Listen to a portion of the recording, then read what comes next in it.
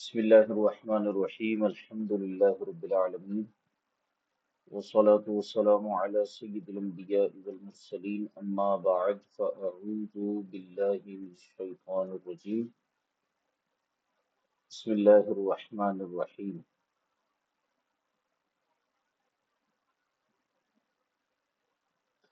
شرح وقود رسم المفتی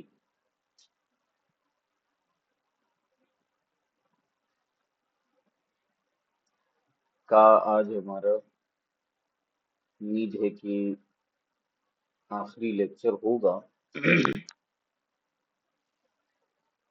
اور جو گزشتہ سبق گزرا ہے قول مرجوح اور قول ضعیف کے حوالے سے گفتگو چل رہی تھی اور اس حوالے سے بات چل رہی تھی کہ جو حاکم ہوگا یا قاضی ہوگا وہ کیا قول ضعیف پر فیصلہ کر سکتا ہے یا نہیں. تو یہ شعر گزرا تھا لکنما القاضی بہ لا یقضی کہ قاضی جو ہوگا وہ قول ضعیف پر فیصلہ نہیں دے گا، اگر دے گا بھی تو وہ نافذ نہیں ہوگا. پھر قاضی مجتہد کی بات ہوئی اور قاضی مقلد کی گفتگو کی تھی، اور فتح القدیر محقق ابن حمام اور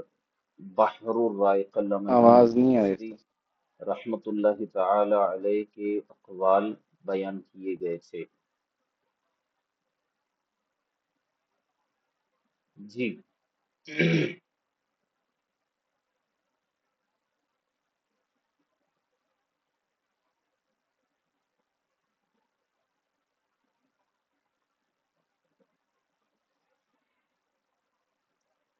تو قاضی مجتہد اور غیر مجتہد کی گفتگو یہاں پہ فرما رہے تھے. اس کے بعد یہاں سے عبارت شروع ہو رہی تھی کہ ثم ذکر، بحر الرائی کی عبارت ختم ہوئی اور اس کے بعد دوبارہ علامہ ابن نجیم مصری رحمۃ اللہ تعالی علیہ کے بحر الرائق کی عبارت ذکر کی گئی. علامہ شامی فرماتے ہیں ثم ذکر انہ اختلفت عبارات المشائخ فی القاضی المقلد والذی حق علیہ کلامہ انہ اذا قضى بمذهب غیرہ او بروایت ضعیفۃ او بقول ضعیف نفذ واقوى ما تمسك به ما في البزازية عن شرح الطحاوي إذا لم يكن القاضي مجتهدا وقضى بالفتوى ثم تبين أنه على خلاف مذهبه نفذ وليس لغيره نقضه وله أن ينقضه كذا عن محمد وقال الثاني ليس له أن ينقضه أيضا. صاحب بحر نے ارشاد فرمائے کہ یہ جو قاضی مقلد ہے اس کے بارے میں مشائخ کی عبارات میں اختلاف ہے، یعنی مختلف عبارتیں ہیں. والذی حق علیہ کلامہ، اور وہ موقف جس پر محقق ابن امام صاحب فتح القدیر رحمت اللہ تعالی علیہ کا کلام بیان ہوا، یا حتیٰ کا معنی ایک ہوتا ہے پختہ ہو جانا، رک جانا، کہ جس موقف پر محقق ابن حمام کا، کیونکہ پیچھے ذکر ہوا تھا فتح القدیر کے حوالے سے، تو جس پر محقق ابن حمام کا کلام جو ہے وہ رکا ہے، پختہ ہوا ہے، وہ یہ ہے کہ انہو اذا قضا بمذہب غیرہ او بروایت ضعیفۃ او بقول ضعیف، کہ اگر قاضی نے مذہب غیر پر فیصلہ کیا یا جو ہے روایت ضعیف کے مطابق فیصلہ کیا، او بقول ضعیف، یا پھر کسی قول ضعیف پر فیصلہ کیا تو نفذ، محقق ابن امام کے موقف کے مطابق وہ نافذ ہو جائے گا قاضی مقلد کا۔ وہ اقوا ما تمسک بھی ما فی البزازیہ، پھر صاحب بحر فرماتے ہیں کہ اس معاملے میں سب سے زیادہ قوی اور مضبوط دلیل وہ ہے کہ ما تمسک بھی، جس سے تمسک کیا، جو کہ بزازیہ میں ہے شرح الطحاوی کے حوالے سے، کہ اذا لم یکن القاضی مجتہدن، کہ جب قاضی مجتہد نہ ہو، وقضا بالفتویٰ، اور وہ کسی فتوے پر فیصلہ سنا دے، ثم تبین انہ علی خلاف مذہبی، پھر قاضی پر یہ بات ظاہر ہو جائے کہ وہ فتویٰ جو ہے وہ خلاف مذہب تھا جس پر اس نے فیصلہ سنایا ہے، تو نفذ، وہ فیصلہ نافذ ہو جائے گا، ولیس لغیرہ نفذہ، اور کسی اور کو یہ اختیار نہیں ہے کہ وہ اس فیصلے کو توڑ دے، یعنی اس کو کالعدم قرار دے، کسی اور قاضی کو یہ اختیار نہیں ہے۔ وَلَهُ أَن يَنقُضَهُ، ہاں اسے یہ اختیار ہے خود کہ وہ اپنے فیصلے کو کالعدم کر سکتا ہے، قضا عن محمد، جیسے کہ امام محمد رحمۃ اللہ تعالی علیہ سے مروی ہے۔ وقال الثانی، ثانی سے مراد امام ابو یوسف ہیں، اور امام ابو یوسف رحمۃ اللہ تعالی علیہ نے فرمایا لیس لہ ان ینقضہ ایضا، کہ اسے خود بھی اب اختیار نہیں رہے گا کہ وہ اپنا فیصلہ توڑ دے یا اسے جو ہے کل عدم کرا دے۔ یہ صاحب بحر کا کلام یہاں پر ختم ہوا۔ لیکن الذی فی القنیہ عن المحیط وغیرہ، علامہ شامی رحمۃ اللہ تعالی علیہ فرماتے ہیں کہ قنیہ اور محیط میں اور اس کے علاوہ دیگر کتابوں میں ہے کہ ان اختلاف الروایات فی قاض مجتہد اذا قضا علی خلاف رأیہ، کہ روایات کا اختلاف اس قاضی کے بارے میں جو مجتہد ہے، کہ وہ جب فیصلہ سنائے امام اعظم رحمۃ اللہ تعالی علیہ کی رائے کے برخلاف، بلکہ سوری، اذا قضا علی خلاف رأیہ، جبکہ وہ اپنی رائے کے خلاف جو ہے وہ فیصلہ سنا دے، تو اس میں جو ہے فرماتے ہیں کہ اختلاف ہے۔ اور والقاضی المقلد، اور قاضی مقلد جو ہے، اذا قضا علی خلاف مذہبی، وہ اگر اپنے مذہب جس کی وہ تقلید کر رہا ہے اس کے برخلاف جو ہے وہ فیصلہ سناتا ہے تو لا ينفذ، وہ نافذ نہیں ہوگا۔ یعنی مجتہد قاضی اگر خلاف مذہب یا خلاف رائے جو ہے وہ فیصلہ سناتا ہے تو اس میں فقہا کا اختلاف ہے، بعض نے کہا نافذ ہوگا، بعض نے کہا نہیں ہوگا، لیکن مقلد کے بارے میں کنیہ اور محیط کے حوالے سے یہ ہے کہ وہ نافذ نہیں ہوگا۔ وبہ جزم المحقق فی فتح القدیر، اور اسی پر محقق ابن حمام رحمۃ اللہ تعالی علیہ نے فتح القدیر میں جزم فرمایا ہے،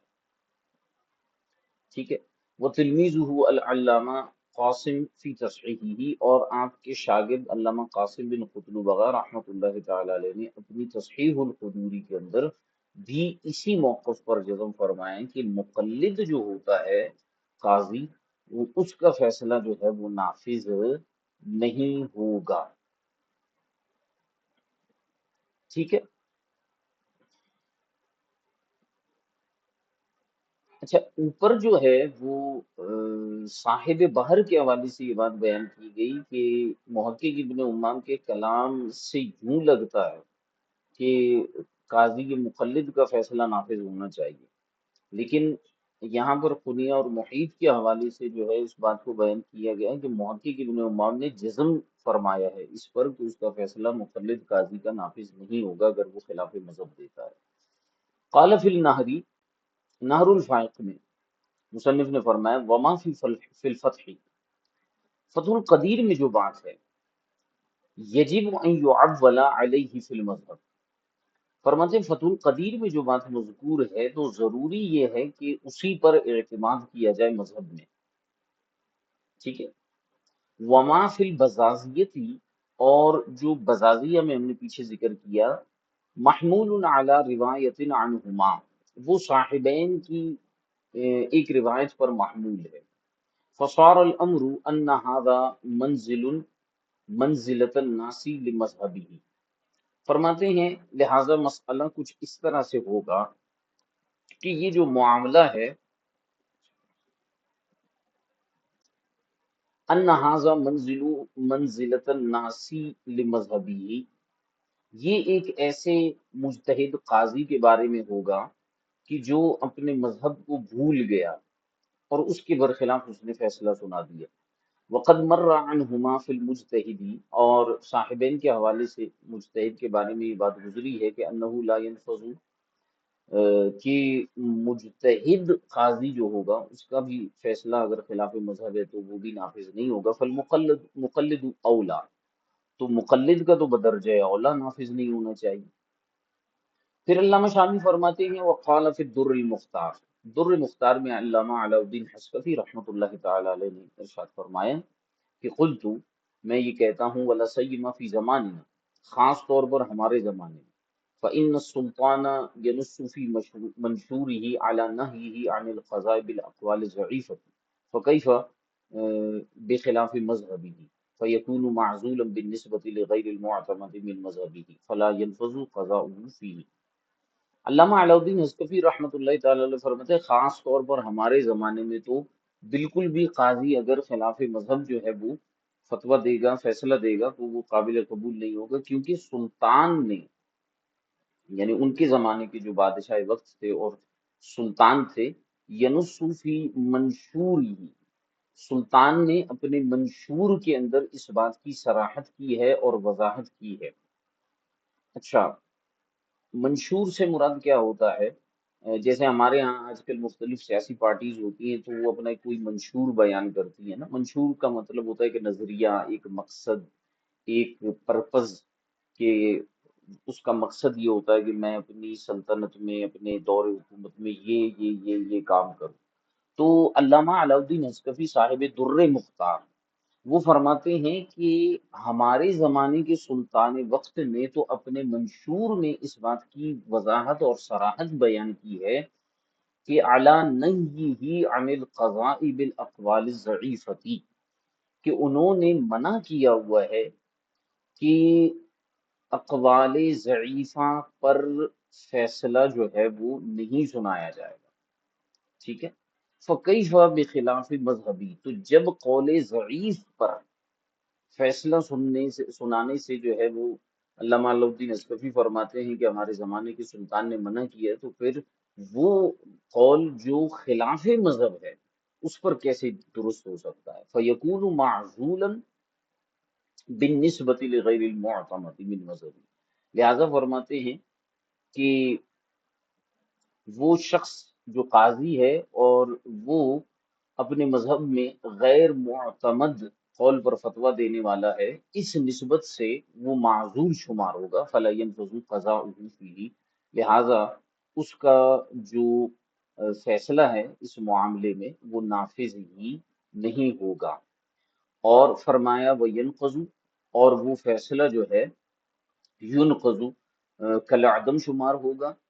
توڑ دیا جائے گا، کما بسط فی قضاء الفتح والبحر والنہر وغیرہ، جیسے کہ تفصیلاً فتح القدیر، بحر الرائق، نہر الفائق وغیرہ کتابوں کے اندر اس چیز کو بیان کیا گیا۔ پھر علامہ شامی فرماتے قلت وقد علمت ایضا، لہذا تمہیں یہ بھی پتہ چل گیا ہوگا کہ ان القول المرجوح بمنزلۃ العدم، کہ قول مرجوح جو ہوتا ہے وہ عدم کے مرتبے پر ہوتا ہے، مع الراجح، راجح قول کے ہونے کے ساتھ ساتھ، یعنی قول راجح کے ہونے کے وقت جو قول مرجوح ہوتا ہے وہ یہ کہ وہ قول عدم ہے۔ فلیس له الحکم به، تو اس قول مرجوح پر فیصلہ سنانے کا حق قاضی کو بالکل نہیں۔ وَإِن لَمْ يَنُصَّ لَهُ السُّلْطَانُ عَلَى الْحُكْمِ بِالرَّاجِحِ، اگرچہ سلطان وقت قول راجح پر فیصلہ سنانے کی صراحت بھی کرے، تو یہ سلطان کے اوپر معمول نہیں ہے، یا سلطان کے اوپر اس کا دار و مدار نہیں ہے کہ سلطان وقت کہے گا کہ جی قول راجح پر ہی فتویٰ دینا ہے تو ہی قول راجح پر فتویٰ اور فیصلہ سنایا جائے گا، بلکہ اگر سلطان نہ بھی کہتا تب بھی قول راجح پر ہی فیصلہ سنایا جائے گا، قول مرجوح تو کل عدم ہوتا ہے۔ ٹھیک ہو گیا؟ اچھا، اس کے بعد فرماتے ہیں وفی فتاوی العلامہ قاسم، علامہ قاسم بن قطب رحمۃ اللہ تعالی علیہ کے فتاوی میں یہ بات جو ہے وہ مذکور ہے کہ ولیس للقاضی المقلد ان یحکم بالضعیف، قاضی مقلد کے لیے یہ بات جائز نہیں ہے کہ وہ ضعیف قول پر فیصلہ سنائے، لأنہ لیس من اہل الترجیح، کیونکہ قاضی مقلد اہل ترجیح میں سے تو ہے نہیں، فلا يعدل عن الصحیح یا یعدل عن الصحیح، لہذا قول صحیح سے عدول نہیں کیا جائے گا الا لقصد غیر جمیل، مگر جو ہے کسی ایسے ارادے کی وجہ سے، ہاں سوری، فلا یعدل عن الصحیح، لہذا جو قاضی مقلد ہوگا وہ صحیح سے عدول نہیں کرے گا الا لقصد غیر جمیل، مگر کسی ایسے ارادے سے جو مناسب اور اچھا ارادہ نہ ہو۔ تو قاضی مقلد جو ہے وہ قول راجے پر ہی فتویٰ دے گا، اگر وہ قول راجے سے عدول کر رہا ہے تو اس کا مطلب ہے اس کے مقاصد جو ہیں وہ اچھے نظر نہیں آ رہے، اس کے مقاصد میں فساد ہے، اسی لیے وہ قول صحیح کو چھوڑ کر قول مرجو کی طرف جا رہا ہے۔ ولو حکم لا ينفذ، لہٰذا اگر جو ہے وہ قول ضعیف پر فیصلہ سنائے گا تو وہ قول ضعیف پر فیصلہ سنانا نافذ ہی نہیں ہوگا، لأن قضاءہ قضاء بغیر الحق، کیونکہ اس کا قضا، اس کا فیصلہ قاضی کا قضاء ناحق ہے، ٹھیک ہے، لہذا نافذ نہیں ہوگا، لأن الحق هو الصحیح، کیونکہ حق تو وہ ہے جو قول صحیح میں ہے، اور غیر صحیح پر فتویٰ دینا اور سوری فیصلہ سنانا یہ گویا کہ ناحق فیصلہ سنانا ہے۔ پھر فرمائے کہ وما نقل من ان القول ضعیف یتقوی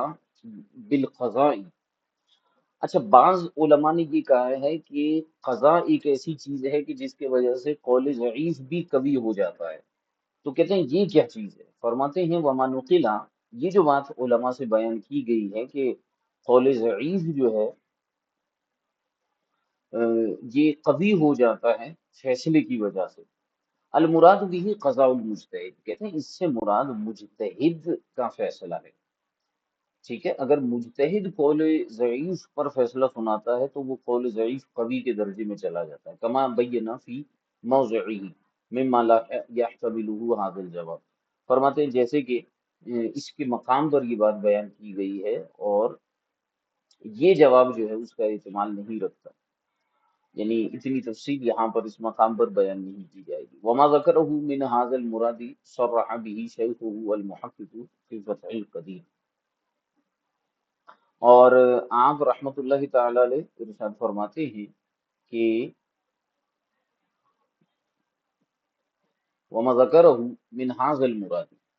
کہ جو علامہ قاسم بن قطب بغا رحمت اللہ تعالی علیہ نے اس مراد کو یہاں پر ذکر کیا ہے، تو صرح به شیخہ المحقق فی فتح القدیر، کہ آپ کے شیخ محقق ابن امام نے فتح القدیر میں اسی کی تصریح اور صراحت بیان فرمائی ہے۔ اچھا جناب، تو یہاں پر جو عبارات اور باتیں اس حوالے سے آئیں،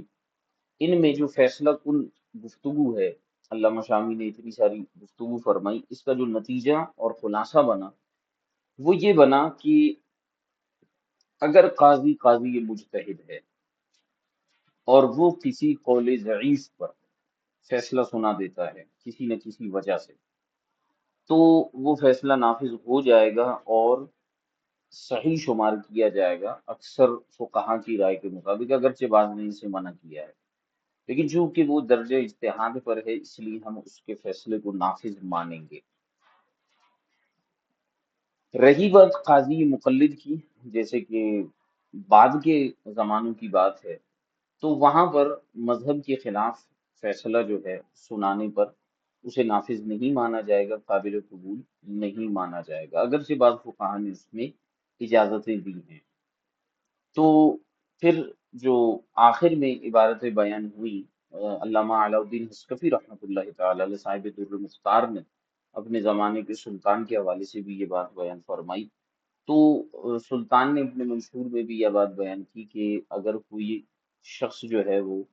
قاضی وہ خلاف قول راجح فتویٰ دیتا ہے یا فیصلہ سناتا ہے تو وہ نافذ نہیں ہوگا۔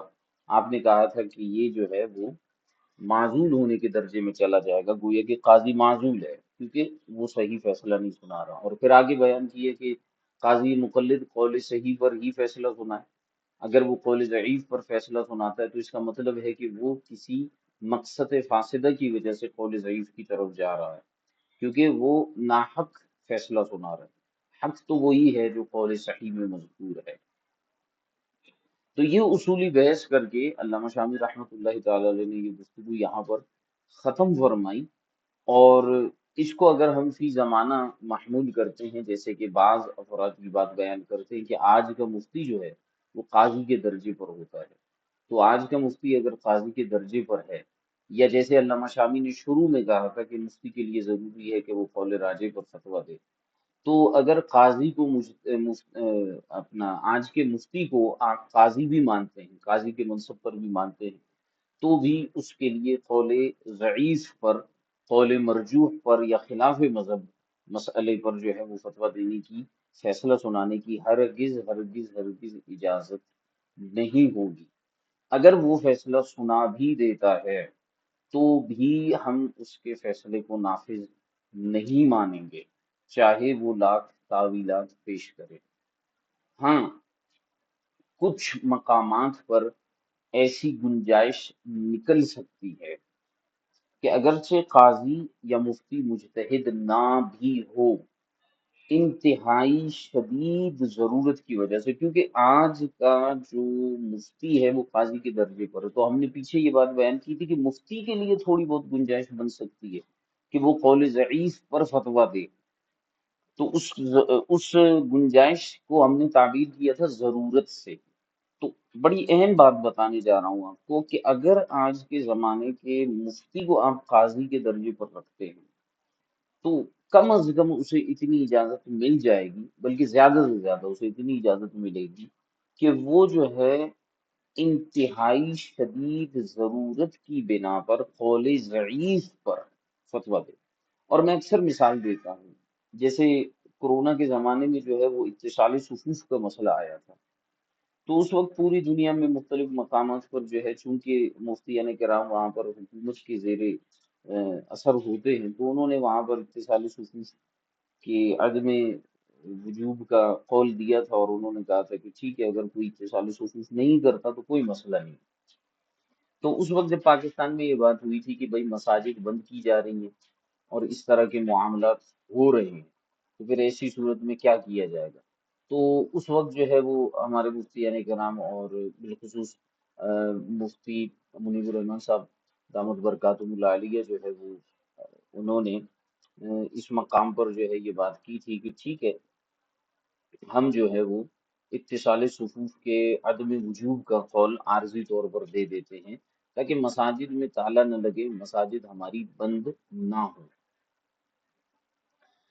تو اس مقام پر مفتیان کرام نے جہاں سے استدلال کیا تھا، وہ جو عبارتیں تھیں وہ محقق ابن حمام صاحب فتح القدیر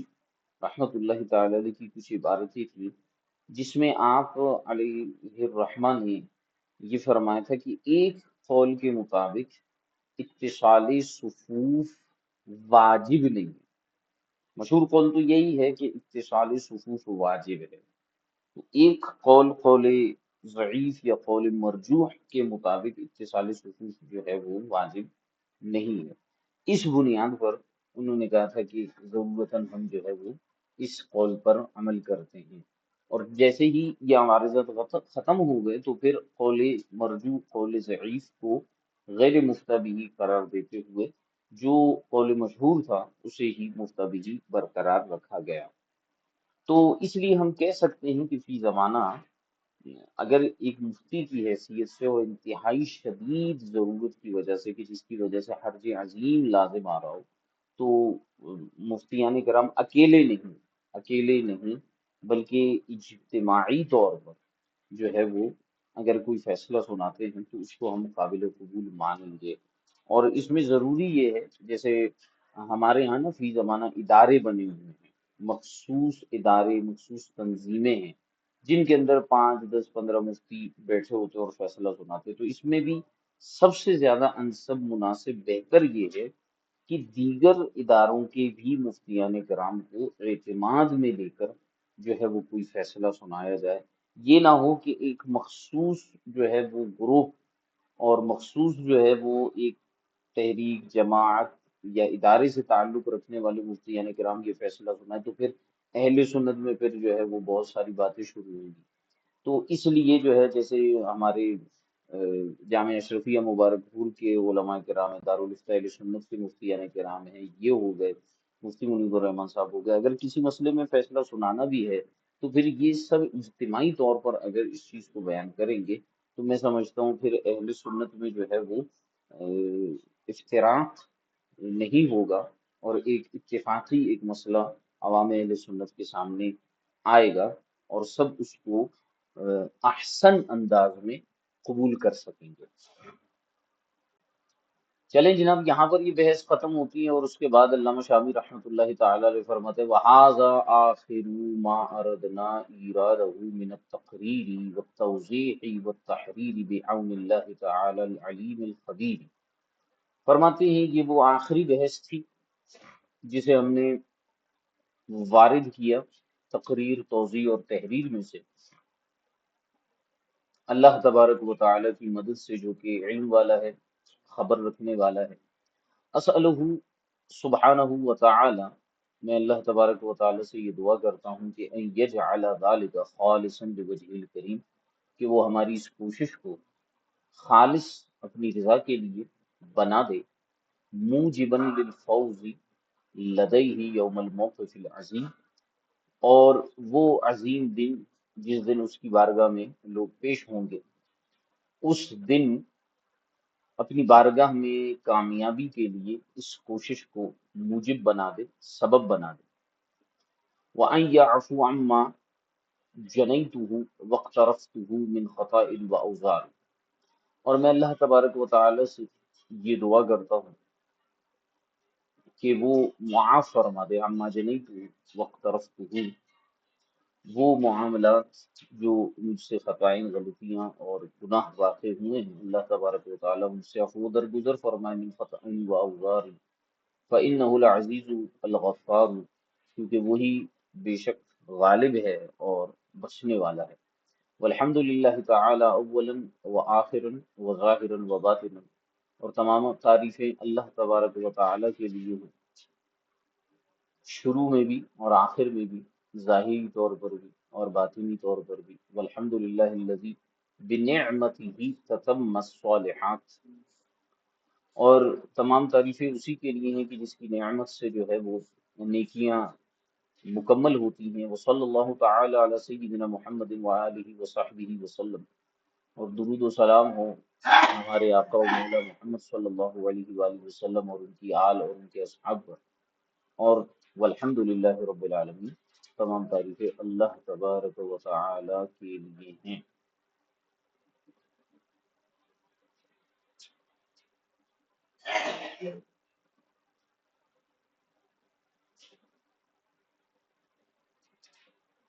آگے فرمائیں کہ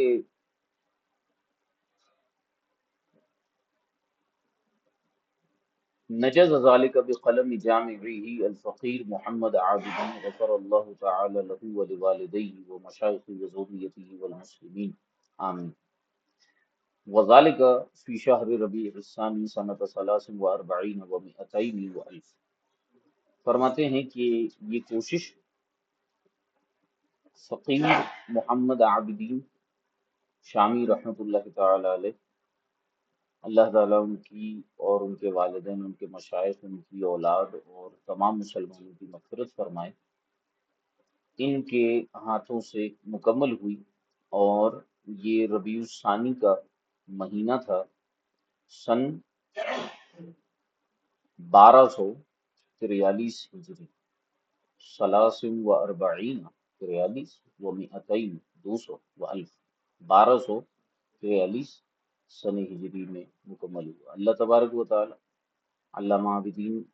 علامہ محمد عابدین شامی رحمۃ اللہ تعالی علیہ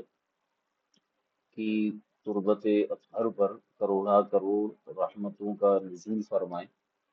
اور ان کا فیض، ان کی برکتیں ہمیں عطا فرمائے۔ جو کچھ اس کتاب میں ہم نے بیان کیا، جو صحیح بیان کیا، اللہ تبارک و تعالی ہمیں اس کی برکت عطا فرمائے اور اسے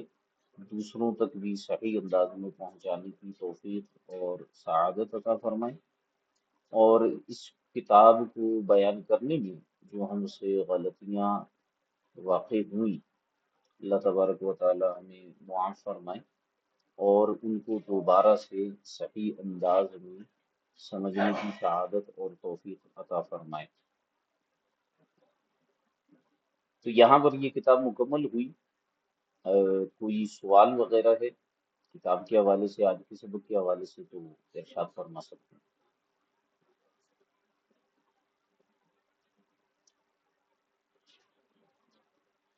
جی جناب۔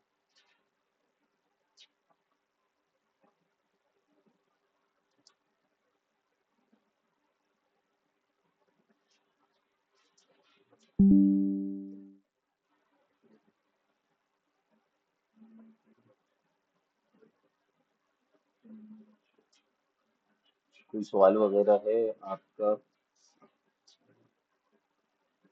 تو فرمائیں۔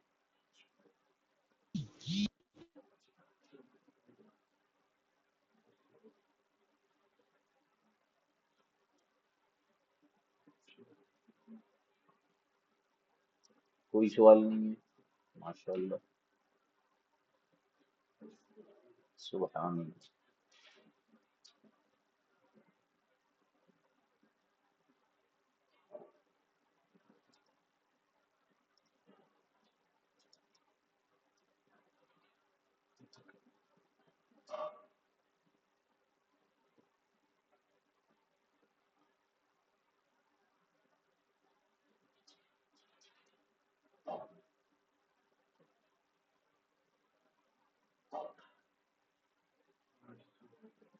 قول راجح اور قول مرجو کی وجہ سے غیر مقلد اعتراضات کرتے ہیں اور عام عوام کے ذہنوں میں یہ باور کرانے کی کوشش کرتے ہیں کہ احناف کی کتابوں میں تناقض ہے۔ اچھا، صحیح ہے۔ پھر کیا کیا جا سکتا ہے؟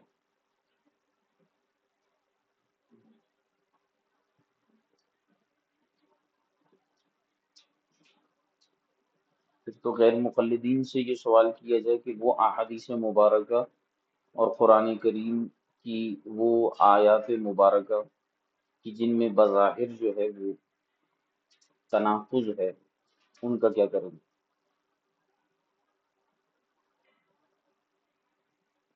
کیا انہوں نے اختلاف امتی رحمت والی روایت نہیں سنی؟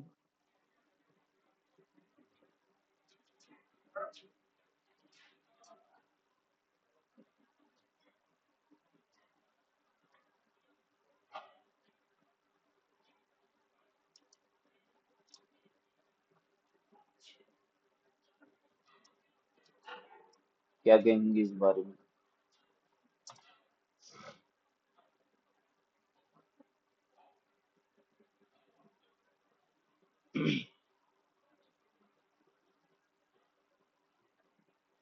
ان کو جواب یہی دیں جو میں نے ابھی دیا۔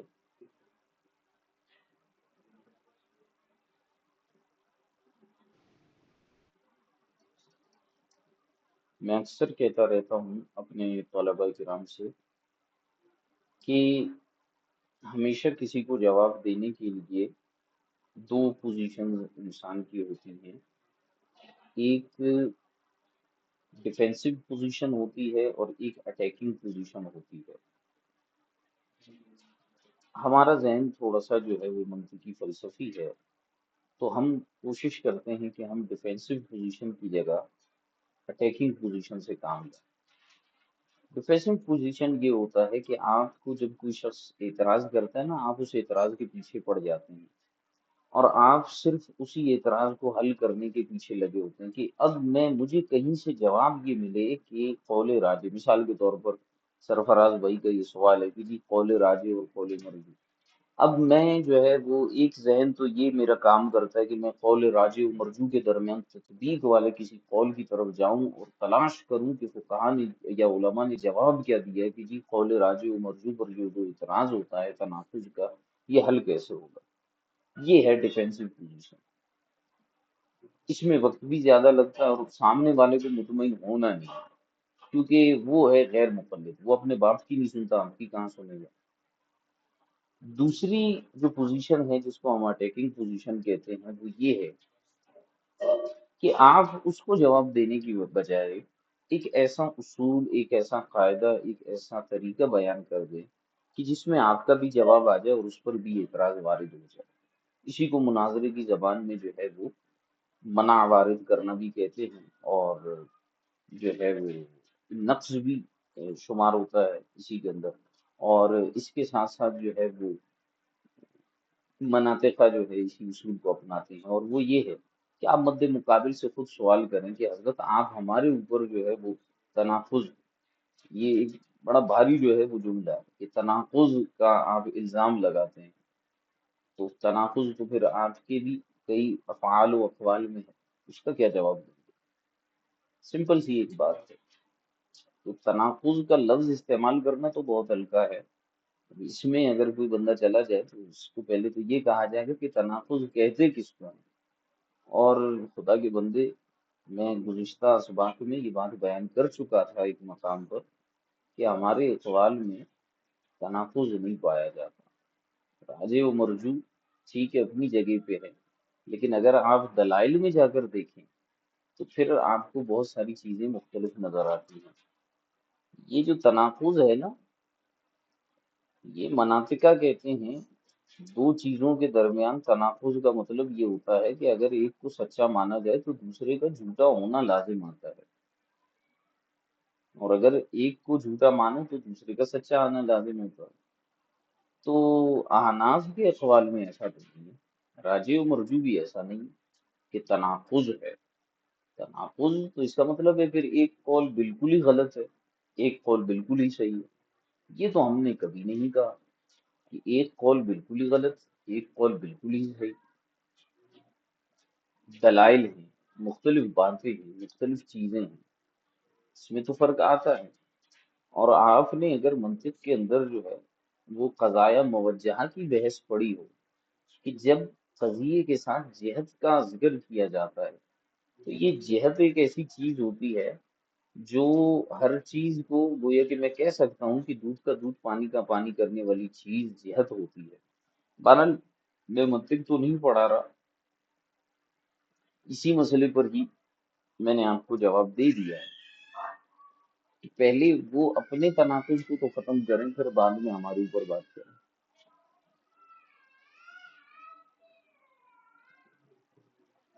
آمین زبیر بھائی۔ جی جناب، اور کوئی سوال پوچھنا چاہیں؟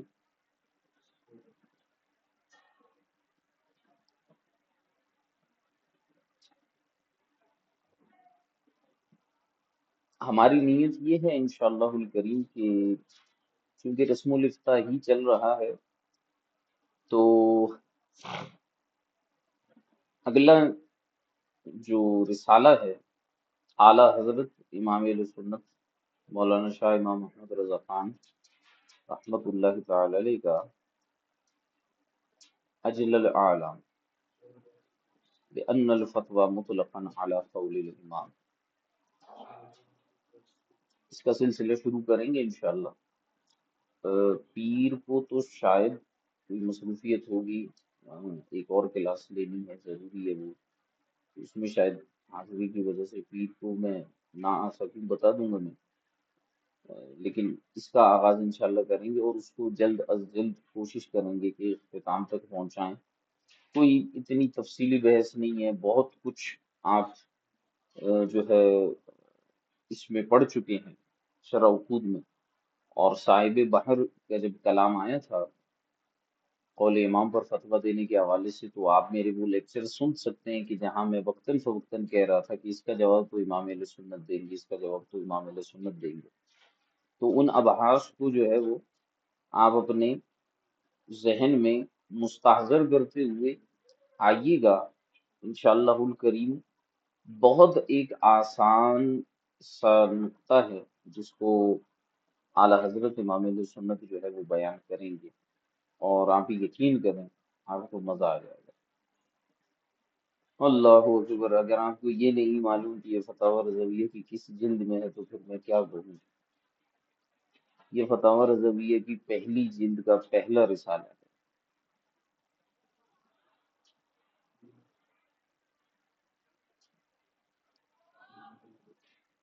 خود بھی کوئی چیز تلاش کرنے کی کوشش فرمائیے۔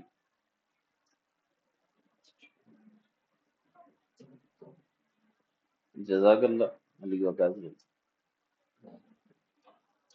جی جناب، کوئی سوال، کوئی سوال، کوئی سوال؟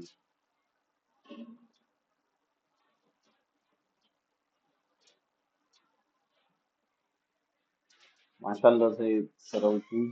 ہمارا تقریباً جو ہے وہ غالباً 53 لیکچرز پر محیط رہا، بلکہ 54 میری نیت یہ تھی کہ اس کو 50 پہ میں مکمل کر لوں، لیکن تقریباً 4 لیکچرز اس میں آگے نکل گئے ہمارے، اور یہ تو جو ہے وہ ہوتا رہتا ہے۔ لیکن الحمدللہ میں یہ سمجھتا ہوں کہ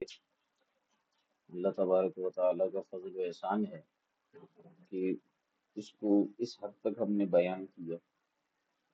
شاید آپ کو جو ہے وہ کہیں اور اتنی تفصیل کے ساتھ یہ کتاب سبقاً اور حرف بحرف شاید نہ ملے۔ اچھا، جو لیکچرز ہیں وہ اگرچہ یوٹیوب پر موجود ہیں، لیکن جن طلباء نے اول تا آخر لیکچر میں شرکت کی ہے، وہ گویا کہ یوں سمجھیے کہ بڑے سعادت مند ہیں، اور وہ مبارکباد کے مستحق ہیں کہ انہوں نے براہ راست من الاول الی الآخر لیکچر میں شرکت کی، اور سب سے زیادہ دعائیں ان کے لیے ہیں۔ ماشاء اللہ سے ان کی محنت کے انہوں نے وقت نکال نکال کر جو ہے وہ ان لیکچرز کو سنا۔ آگے بھی اچھی اچھی نیتیں رکھیے، اور یہ ارادہ رکھیے کہ جو آگے ہماری کتابیں آئیں گی ان کو بھی مکمل جو ہے وہ آپ براہ راست کلاس کے ذریعے جو ہے وہ سیکھیں گے، پڑھیں گے۔ انشاءاللہ اللہ نے چاہا تو وہ ہمیں بڑا فائدہ حاصل ہوگا۔ اور اگر ہم جو ہے وہ ریکارڈنگ کے پیچھے ہی پڑے رہیں گے، بعد میں سن لیں گے، بعد میں سن لیں گے، تو میرے خیال سے پھر وہ برکتیں اور وہ فوائد ان کتابوں کے ہمیں حاصل نہیں ہوں گے۔ انشاءاللہ الکریم جو نصاب ہے اس کے حساب سے جو طلباء اور طالبات کی مشترکہ کتابیں ہیں، فی الحال تو یہی ارادہ ہے کہ فی الحال وہی کتابیں ہم کنٹینیو رکھیں گے جو مشترکہ نصاب میں ہیں۔ پھر جب جو ہے وہ کتابیں جو مختلف ہیں نصاب میں، تو ان کو بھی پھر دیکھ لیں گے۔ دعا فرماتے رہیے کہ اللہ تعالیٰ جو ہے وہ ہمیں توفیق عطا فرمائیں، ہمت عطا فرمائیں کہ ہم ان کتابوں کو پڑھنے پڑھانے میں کامیاب ہو جائیں، کیونکہ ہے تو یہ ایک وقت طلب اور محنت کا کام۔ بظاہر تو ایسے ہی لگتا ہے کہ جی استاد آ کے جو ہے وہ پڑھا رہا ہے، اس کے پیچھے کافی ساری محنتیں ہوتی ہیں، اور بہت زیادہ جو ہے وہ